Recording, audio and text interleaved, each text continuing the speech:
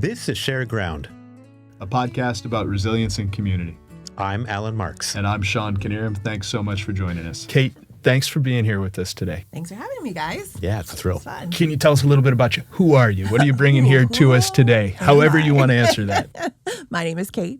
I am Kate Jerkens. I was previously Kate Lynch and have been in Los Angeles since 1997 when I attended UCLA, met my husband, and have created my life here. And I am the chief business officer for Uncle Nearest Premium Whiskey and a mom of four, because we have a dog, and loving wife of Alan Jerkens, who we are about to celebrate 20 years of marriage with. Wow. 20 years. That's wonderful. Congratulations. Wow. Thank you. Yeah. I don't look old enough to have 20 years of marriage under my belt, right, guys? Come on. I mean, you don't look a day under like 52, Kate. It's amazing. Oh, damn, I'm in the 50s now, huh? They were married at the age of 8. It was a childhood romance that worked.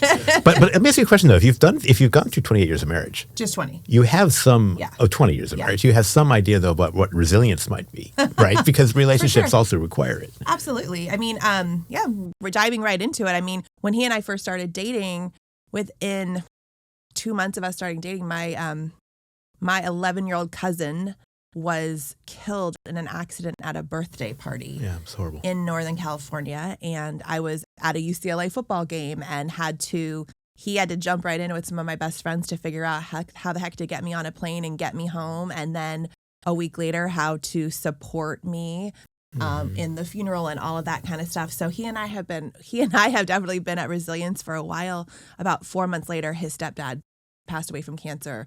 So I'd say we went through a couple of the big trials and tribulations pretty early on in our lives. And so we've seen each other ugly cry. Yeah. And our families do ugly things too. So I think that kind of sealed the deal a little bit. So, Kate, we're asking everyone who's coming on these episodes, like, how would you define resilience? You can define it in terms of story, which you just did, but how would you try and define the word? Gosh, I got a warning on this and it's still hard for me. I just think of resilience as just picking yourself back up and just putting one foot in front of the other and just doing your damn best every single day. So that's an individual set of resilience. So where we wanted to start the conversation is how you personally, your family showed up for others. Like as we think back to January and the fires that swept through Pasadena or through Altadena and through the Palisades, you showed up right away. Can you think back to what you were seeing in early January as you were seeing these fires coming down the hill? Oh gosh, it was the first glimpse of the fire from our yard was just like, oh, this is just another one of those LA fires. And within a few hours, we knew it wasn't. And probably within 20 minutes or half an hour of the fire starting to burn, Reese, my now 17-year-old daughter, texted and said, can Maria and her family come to our house? I don't even know that was asked. I think it was more of like, I want to give them a solution right away because Maria's scared. And from that moment on, we were in touch with you guys and with friends of ours in Santa Monica. And to be honest, we had just renovated our house. We had a second story. And so from our bedroom, we could kind of gauge how the fire was building. And it was terrifying. And the wind was terrifying. And knowing you guys had left and so many others had left, and then watching the news and seeing cars stuck trying to leave the Palisades. It's one of the scariest things I've ever seen in my lifetime, to be honest. It felt like a true Armageddon. And then the reports of fires breaking out everywhere. You can choose to be a little bit frozen. I think we were a little frozen that night until we were given an opportunity to help, which was to encourage my best friend Beth and her family to come and stay at our house. They were in Santa Monica in that kind of 50-50 zone. And, our house was not in good condition yet, but we brought them in. You say renovated. We were renovating. You were renovating, yes. Which will come into this story. So Beth and her husband and their 2 small kids came and moved into Reese's room, which was not quite done. And Reese moved upstairs and Kellen moved here. And these are all lessons for us in helping others and community. Do you remember what went through your head when you offered Beth and her family the house? Like, was it an immediate come here? Is it like, I don't know what the hell I'm doing, but come on over? It was just obvious. It wasn't even, I didn't even ask Alan. It was more of like, they're coming over. And he's like, yeah, of course they are. And it just was the most logical. I mean, I've known Beth since I was 18 years old. We were put together as roommates our freshman year of college and have remained friends ever since. And it's family. It's funny. My kids call her Aunt Beth. And and Kellen, my youngest, who's 8, is always confused about, like, are they really his cousins and his aunts and uncles versus his blood aunts and uncles? And we don't really try to make too much distinction because they're family to us. And there was just no other. But even family, I know people who have family that still would have been thinking, like, do we invite him or not? Yeah. But you guys didn't. Why do you just make that move? That's just an innate thing. I will say, I thinking back to like growing up or thinking about my, I can't give like great examples, but I think even going back to that time when my cousin died when I was 21 years old, he was the only child of my aunt and uncle, and an entire community, we are from a small town, showed up. And I've watched a lot of great examples. And my aunt and uncle, I would say, are also great examples of two people who lost their only child way too early and then have lived their life since then helping people. Like in the middle of him, he was declared brain dead. They kept him alive and donated all of his organs. Watching your son in that position. Like, so I think there's been a lot of selfless acts and a lot of things, and they didn't have that plan. You don't plan for your son to die ever, but they were able to make a decision like that in a heartbeat without even thinking twice. And so I think I've had a lot of examples since that moment of community showing up. In a way, too, when you talk about it being innate and something you do without thinking twice, I mean, it's sort of like not helping, not being there is not an option. Feels wrong. It is or it wrong. doesn't even, But it also feels like you don't, it's not that you're choosing to do something or not doing something. You're just doing what you have to do. Yeah, that's exactly it. You're just doing. We've talked a lot about choice on this podcast in different episodes. You just automatically do it versus choosing to go ahead and do it. Yeah, it wasn't a big, there's no conversation. It's kind of like, so the next example would be when we figured out the next day that you had lost your home. Reese, my daughter, Marie's one of their besties. I think that's what the kids are saying. It was going to her and saying, cry, you can keep crying. And then you need to stop and you need to get in the car and you need to pick up your friends and you need to go to Target and Sephora. And then you're going to show up with Maria and you're just going to be there and just be like, that's just kind of who we are. There wasn't a question. And it wasn't like Al and I are like, this is what the plan's going to be, but it was that. And then I think it was pretty automatic to you. It's tough because I knew you guys were getting reached out to by 1,000 people. Sometimes that's just overwhelming. And it was exactly what you're feeling was. It was overwhelming. And I think between myself and Jackie and some others, we were able to say, like, what do you need? And when you just said, can you just come here to the hotel and we can talk about it? It was like, well, that's easy. And, I woke up that morning of the 8th with 750 unread text messages on. And much. I thought the first people I thought about were the moms that we showed up to kindergarten. We moved to Los Angeles the day before kindergarten started for my daughter, for Maria. And these moms showed up for us from the very beginning. They're the most competent, kind humans in the world, at least in my world. A little quirky. And there's some quirk, and we bring that too. But I called you first going, Kate, can you just come and help? And you showed up, your daughter and the two other girls that Maria met first when we moved here showed up. So we're sitting 13 years after we show up in town, and the people who showed up for us day one walked into the Westin at the LAX. But think about it with your family too. I think about how Maria and those girls, and all of a sudden, I mean, Maria's barely dried her eyes from losing her house. And now she's like, we're going to do a clothing drive, right? So there's a lot of that in you as well. And I think our children have learned a lot from us. And that's resilience, right? Like the ability to be like, okay, this really sucks for me, but it's going to suck for a lot of other people even more. So like, let's just go do something. And Alan, you were part of that clothing drive. You saw some of these young women show up. It was amazing. I mean, just to see them, they're 16, 18. My daughter's 21, but they were the teenagers in Pali High in particular were just very. I was impressed that they were in tune with their own feelings of trauma and loss. They weren't denying that. No. They were channeling it, though, into being of service. I'm so hopeful for this generation. Like, I am a huge fan of my child. Like, likewise. And your kid. I mean, if anyone's going to save us, it's going to be them. They don't. Am I allowed to swear on this? Sure. Yeah, they don't take shit from anyone, honestly. As of now, we are now a full swearing podcast. Thank you, Kate Jerkens, for bringing that to our audience. You can leave it to me to always drop the first one. I'm here for you. But they don't. And they stick up for what's right. And they do the right thing for the most part. And they do stupid stuff too. But I think this generation is going to, I have so many hopes for them. I hope the rest of us can help them and give them that opportunity. You know what I mean? This generation, there's so much hope in this generation. Yeah. But they also have a lot of fear because what they're seeing around them is not how they want this world to be. So Yes, hopefully sure. they can channel that For fear. sure. And of course, I mean, they're formative. The last 5-10 years, they're looking at political polarization. They're looking at the existential threats of climate change. They lived through COVID.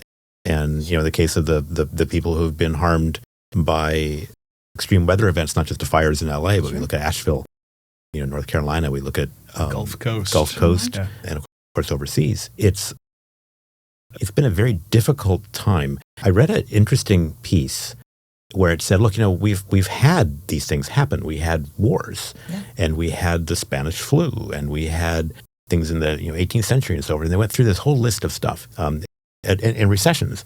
He said, but we've never had them all within a 6-year period. And that, for people who are now in their late teens or early 20s, that's most of what they know. And that's really, really challenging. So when I see their hope and their real activism, it's really inspiring.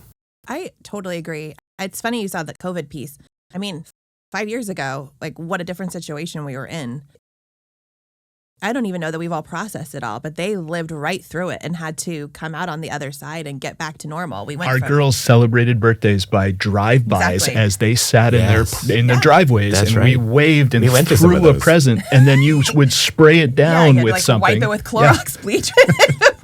That's right.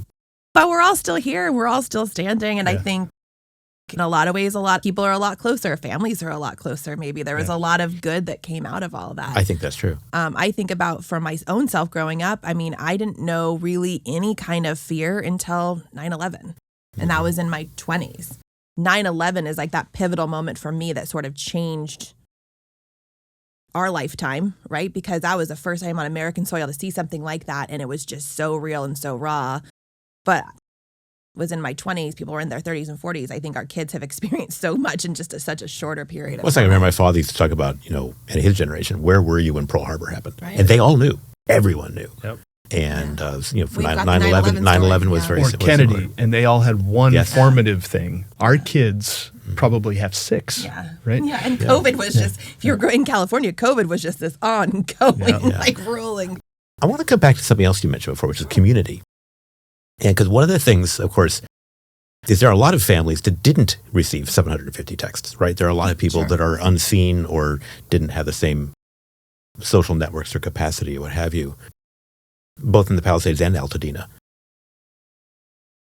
It was interesting to me. I was talking to some people at a nonprofit in Hollywood called Big Sunday, and they received donations to help people. I mean, nonprofits are really the link to get us, governments as well. And I think the city of LA and county of LA, of course, deserve some credit for how they responded initially with some of the service centers that were set up. A lot of people have told me how well those were run.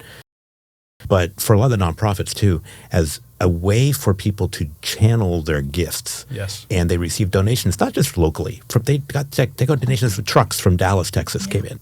They had donations coming in from Washington State. I mean, from all over, people were saying, we want to help people who have lost their homes or evacuated and threatened, what have you.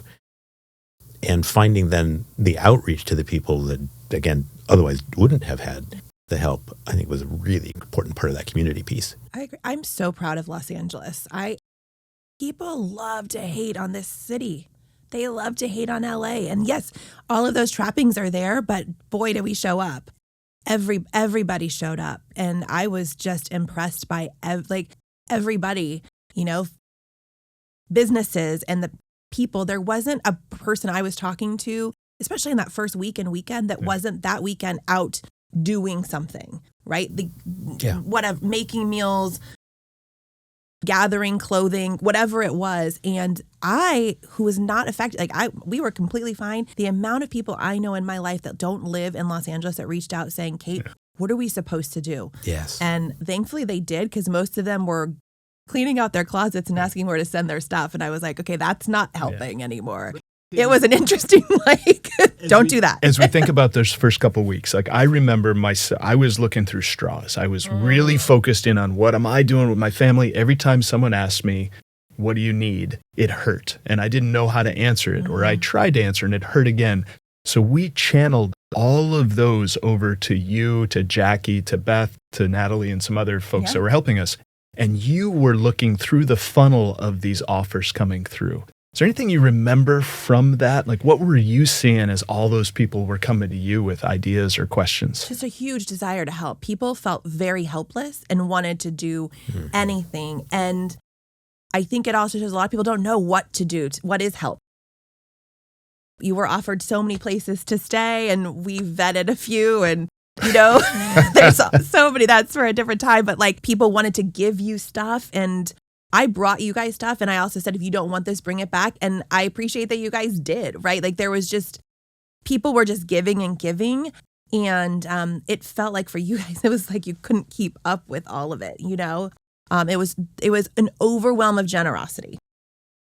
And your friends and family, and felt like people you hadn't heard from in a minute were like, no, I'm here now. What are we going to do? Right? It was everybody came out of the woodwork, and you saw that on a GoFundMe level or whatever. You could see just the mass of people coming out to want to help. You became a conduit to help direct the things that we couldn't use to others. Yeah. And that was a neat opportunity. It's there were a few points where I know that person got impacted, and whatever came then got distributed out to everyone else in the community. And you had idea, even the links we found to help find housing, then I had on, my kids' soccer teams, they had people looking for housing. So I'd been put in touch with links, and then I could send them around. And you guys had a really good experience with the Airbnb piece, right? And so I was able to tell people, no, it is working.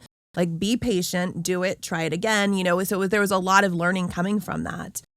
And selfishly, I said it to you guys the night we all gathered, but you guys allowing us to come, it helped me.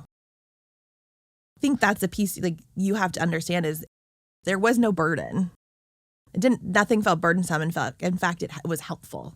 You're welcome for my mail still being delivered to your house. As a matter of fact. Kate brought an entire bag of mail, despite my best efforts. Everyone still thinks I live. It's so popular that we get so much mail. But let's talk about 3 months on for a second, because we've talked about the immediate aftermaths, and we've talked about the community outpouring. One of the things that happens, and I've talked to friends who are from Hawaii. My sister actually lived on Maui for 7 years, not during the Lahaina fires, but longer ago, but still has friends there.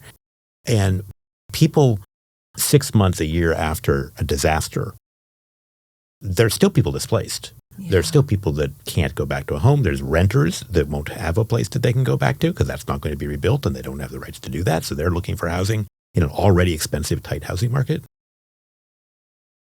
GoFundMes are needed, and they're strong for a very short window, and then they sort of taper off. How do you maintain the caring in ways that are constructive longer term? To be honest with you, I've been thinking about this a lot and don't feel like I'm particularly good at the 3 month out, right? Because I feel like I live very much in the now right now. I think it's just consistently the check-in, I feel with you, Sean, I feel like we kind of had a wrap up when you invited all of us over to your house, but I've checked in with you here and there because I don't want you to feel like you've been abandoned, you guys have been abandoned. And your story's not over, right? There's still going to be a search for somewhere to live in the relative near future. Yeah, we just found out today that we're looking for another place on August 1st. Yeah. We've been blessed with a place for 6 months, which we got to share with a number of families that really showed up and helped. Both of you were there to celebrate with us. And it continues. It gets quiet after a while. Yeah. And that's something I worry about. We were just talking about a dear friend who's just had a big emergency. And it's okay, how do we gather around them but ensure that they feel supported for longer than just that initial push? I have another friend who's going through cancer right now, and I delivered food 2 weeks ago, but I have to remember that's not it. And I think we're a very short-sighted society too. As great as we are as a community, we can all show up. We're not meant to stick to anything for too long. So we've got to figure that out, I think, myself included. I've got a question for you, and this be just as hard as what does resilience Okay, mean. shoot. So, Kate, you and your family are extraordinary at supporting others. You are so good at being there for others. Your kid shows up for my daughter all the time. How are you at accepting help yourself? Like, I sucked at it and you helped me learn how to do it. And a lot of times you told me, Sean, shut up, just let me help. There was a lot of Sean. But for you, and there is for many years, but for you, Kate, what have you learned about yourself about accepting help? I think in times of need, I'm okay with it. I don't know that I'm always clear about it. I've had several instances in the last, I lost both my parents in the last 6 years. Yeah. And in the moments of them supporting them while they were sick, or in those moments where they were dying, accepting any help or having anyone around was not helpful. And I think people understood that. It's the days after where I think, to be honest, it's not even about like anyone asking me if I wanted help. It was just food showed up and things showed up, and my best friend showed up with all my favorite foods and stuff. So I'm good with that. But I will say, to your point, it's always the time a few weeks after. It's kind of like the week after your wedding where you're like, all these things where once kind of after a funeral, leading up to a funeral, I think people feel really full of life and like, I can figure this out. And so everyone loved him or her so much. And it's the days following that, everyone kind of goes back to their normal lives and you're still stuck in the reality. That part's really hard. I was writing about this on a long flight home last night, about the friends that are showing up now that I would not have expected. Not that I wouldn't think they were kind or generous, but they're not the people that I would have guessed that would keep showing up, in addition to the ones that I would have thought. And it's interesting. Well, some of that may be because we tend to confuse strength of relationship with strength of character. We talked about this on another episode. Some people have gone through these and recognize that 3-4 months on is exactly the time to reach out and offer some strength. I think that's just that. I don't think, before having had these losses, I don't know that I was great to, I don't have any best friends that have lost their parents in the last few years, but I would say with having any types of loss, I don't know that I was great at it, but now I feel like I get it. Yeah. And I like to offer help when it comes to very specific stuff, especially my mom who had a long Alzheimer's journey. Like now I want to give what I didn't have it. I didn't have it only because no one else around me had dealt with it before. I feel like now if someone goes through a hard time in my life, I almost want to set a 3-month reminder of. I agree with that. Write them, reach out to them, send them a text, just to because you forget. It's not over. Because our lives have a way of keep flowing. Yeah. And I think it's important with our kids is like, I've noticed that with my kids, especially my middle guy, it was a few months after my mom and my dad had, like, where he kind of was like, he had some moments of maybe acting out or acting a little differently. And when you got down to the core of it, he was just still missing them. And we'd kind of stopped talking about it. Right. Right. That makes sense. And some of the stuff just needs to keep coming up to the surface. Right. And I think that's where we're at with these fires. And it's like having this conversation right now. I want to go out and send a few text messages and call a few folks. Well, and I'd encourage anyone listening to this We'll do that. Go call, a text is going to make a big difference. Yeah. Text that says you don't need to respond. I think that's the other piece. Just like, I'm just checking in, just know that I love you. Or, a friend of ours whose husband's in the hospital right now, like I expect no response. I just send her voice messages and stuff that says I love you. And I get a heart back. I know it's heard, but I don't need a response. It's just like you want people to know, just letting people know that you're there, Yeah. So, Kate, you have a family. You have these wonderful kids. You and your husband are coaching, are board membering, are leaders in your community and everything you guys touch. And you're helping now the rest of us that needed your help. And you've got a big job that you also have to show up for. Yeah. Can you talk about these different layers of who you are? How are you able to kind of push forward professionally while you're spending so many calories raising your kids and your dog? Calories, to be honest with you. All right. This is just that's almost harder than resilience for me. It's just doing. We're crescendoing towards harder and harder questions. I think, first of all, I work from home. So my office is in my home. That changed my whole life. When I started working from home in 2015, so it's been nearly 10 years, that changed a lot for me. I am a really chatty person. I'm an extrovert by nature. So being in the office, I worked in hospitality for over 15 years. And being in my office and being with my team there, those were long days, mostly because I made them long. The expectation in hospitality was to be on property at least 10 hours, but you were always there longer. You were entertaining, you were telling jokes, you were taking care of guests and all that kind of stuff. I feel like my work is very efficient when I work from home. And I feel like the key to success, and my CEO, we always joke about who has the better husband, but not in a mean way, more of like, no, today it's Alan, no, today it's Keith. Like, we always have these conversations. We have the best partners. There is no way to do what I do without my husband. There's no way. And Fawn, my CEO, has been, I will misquote her, but it is like some of those successful people have to do with the partners that they chose in their lives. And I do believe that is wholeheartedly a big part of why I am where I am today and why I can do what I can do, is I have a partner that is in it. Yeah. I like that. I mean, there's zero chance I could have had my career if it weren't for my wife. I mean, she just... And how long have you guys been married, Alan? A long time, 28 years. 28 years. Yeah. It makes a difference. There has to be somebody that can pick up the pieces, you know? And we launched, I'm the chief business officer for Uncle Nearest Premium Whiskey. We launched in 2017, but we started working on it in 2016. I'd say the first 2 years, I traveled hundreds of thousands of miles. I was on the road nearly every week, and we had a 1-year-old at the time, and that would have been impossible without Alan being willing to do it and having, at that time, I also still had my parents who could come and help, and so there was a lot of different helpers too. Yeah. Life's gotten more complicated since we lost some of that family help for us, and we've had to lean in on each other more. But then, as that happens, your oldest gets older and drives now, right? Sure. So now Reese is where I maybe didn't. She's a big part of support for us as well right now. And I don't even want to talk about her leaving us in a year and a half, because it will, not only will we just miss her immensely, but it's a dynamic in our, in our house that we'll miss so much. Yeah. So be good for her, though. She'll miss you too, but still. She'll barely miss. I know she's kidding. No, and I want her to go far and go live her life. Yeah, there's something to be said for that independence discovery. Absolutely, yeah. And I know she'll take no prisoners, so I'm not worried about her. So the other night, I'm sitting at dinner. I came home late after a work event. Into the kitchen walks your daughter and just sits down and starts talking to me as though she's an adult, she is an adult, right? She's taller than I am, so she's more adult than I am in terms of height. And she just starts asking me questions, and how am I doing? And she asked about the tattoo. She wanted to see it. And then she starts asking about all this stuff.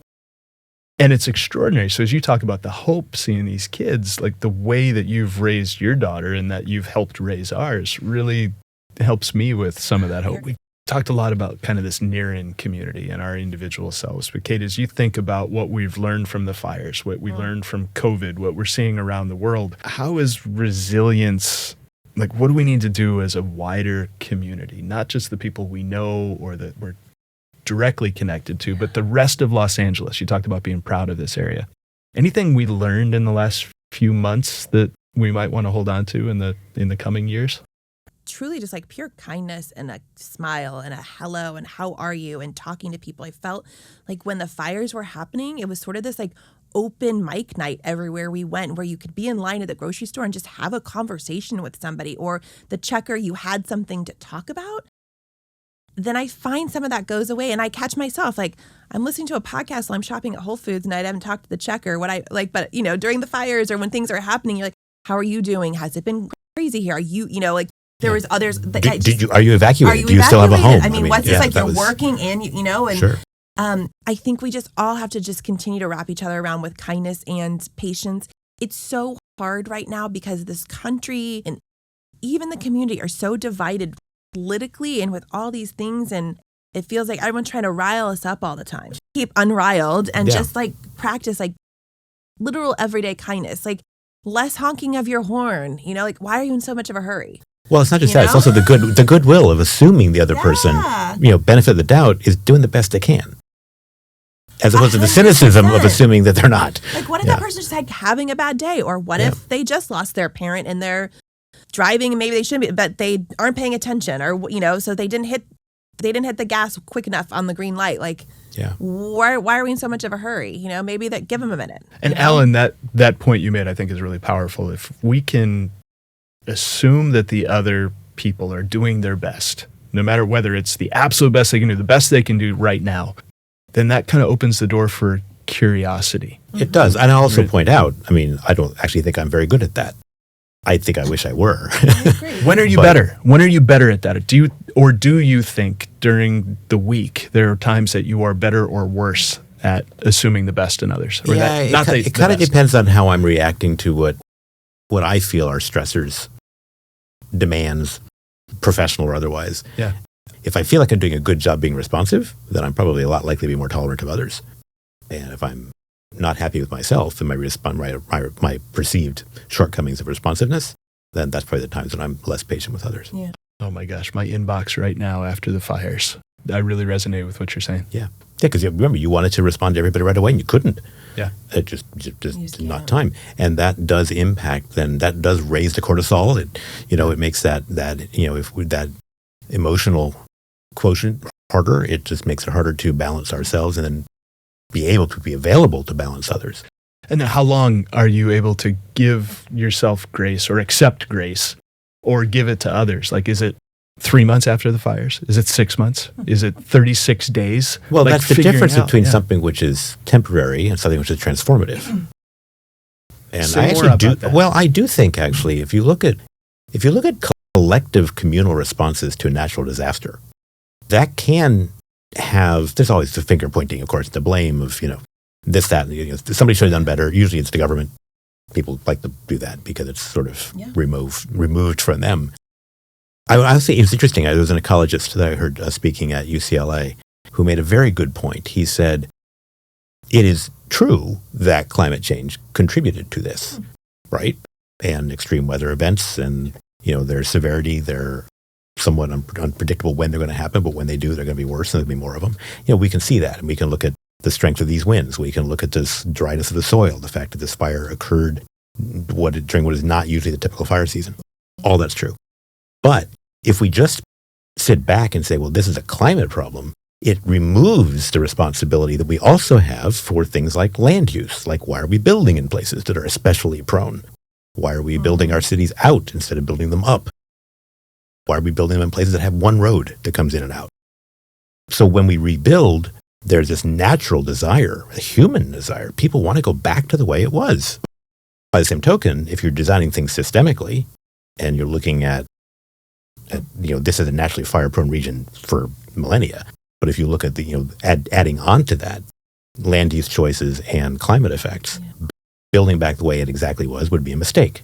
So then there's equity, justice, property, planning issues, all of which come into play with humans involved. Like it's not a set separation between that human personal piece and the systemic design that you're and to bring about. it back, that's where this idea of there being maybe longer runway for a community to realize we're all in this together and to have sympathy and empathy for the people who've lost their businesses and lost their property, lost their homes, lost the memories that go with that, but then to do it in a way where this doesn't keep recurring. Because we don't want every 5 years or every 2 years or every 10 years for more families to go through the same thing. And there are other parts of, Southern California, not just, Altadena and Pasadena or the Woolsey fire area from, 6 years ago, what have you. There are other areas that are going to be prone to this. And so what can we do now to prevent things like that, given the nature of the built environment? That's really interesting and I think good opportunity for people to collaborate on communal solutions because we are all in this together. Absolutely.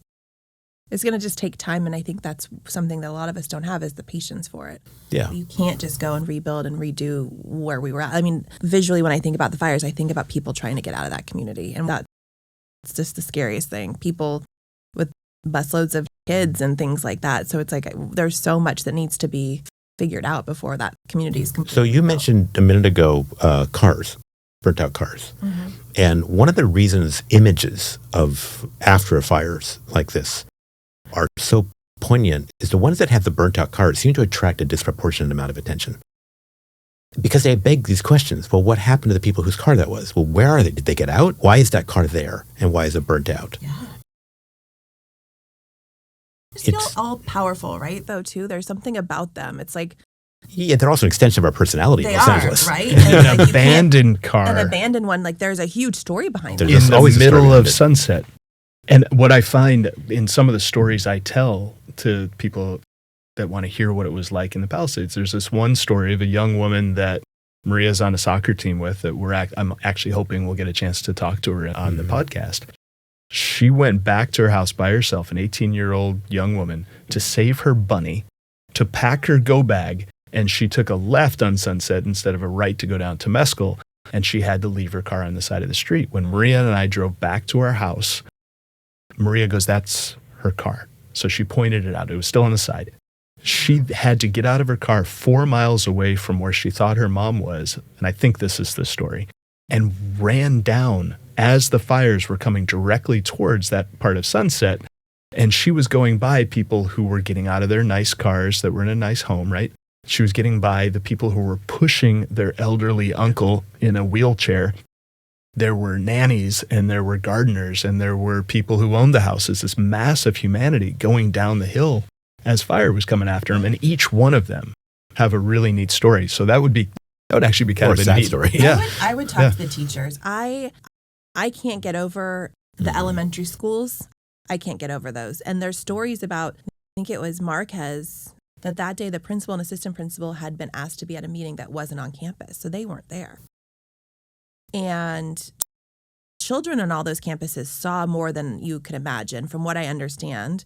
And a lot of people on those campuses had to make decisions about people's children very quickly. And almost everything that I've heard from all of these various elementary schools, the way the teachers reacted, the way other people, like parents reacted.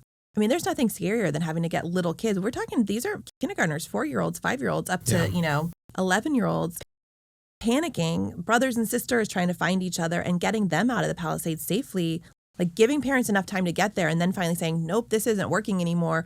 We're putting them in buses or we're walking them out. You guys keep tracking where we're going. Marquez, St. Matthews were right on that Bienvenida strip where the fire came directly down the hill. I mean, it's an actual miracle that all those teachers kept all those kids so safe and got them back to their parents. And there's no stories of not. Like And now those teachers are figuring out how to teach those kids in different environments. Uncomfortable environments. Yeah, and they're really doing an extraordinary job in my assessment. Yeah. I agree. Yep. I agree. So Kate, what makes you most optimistic and hopeful now? I think back to our kids. For me also, just some of the people I surround myself with, my friends and even my coworkers, I just feel really uplifted from them. And a lot of found family that I have now. You know, it's a weird thing. I'm 45. I'm not young and I'm not old. I'm right in the middle. To not have my parents any longer, those are people that I would call to brag about my kids or to ask advice from. And so I've had to really find those people for myself. And I think the people I've surrounded by myself with, they make me optimistic. And I feel very fulfilled by those relationships. And it's every day. It's with the people I work with. It's with my kids. It's with people like Sean and his family. And I love my kids' friends too, and their families. Yeah. The people I surround myself with. I honestly think it's very hard to be optimistic right now. If you're looking at the broad picture and looking at things, I know this is not a political podcast, but it's not easy to. So it's really about the people you're surrounding yourself with on a daily basis. And try not to be, too close with or taking up too much in from the doomsdayers, because that's just not helpful right now. I don't know if you saw this, but as you were talking, especially about your parents, like tears just started coming down my own ears. I think that your tears can come from wherever you go. They come from lots of, they're squeaking out all over. I hear your pain. Yeah. But so we gave the opportunity for that. Kate, I'm optimistic because I get to be in a world where you are raising kids like what you have. Thank you for being here with us on this podcast. Nice. Yeah, amen. I'm going to go call my friends now. Yeah. Check on your friends, guys. Yeah. Kate, thank you so much. Thank you. Really appreciate it. This has been another episode of Shared Ground, a podcast about resilience and community. Follow us on your favorite platform or learn more at sharedground.com. That's shared-ground.com.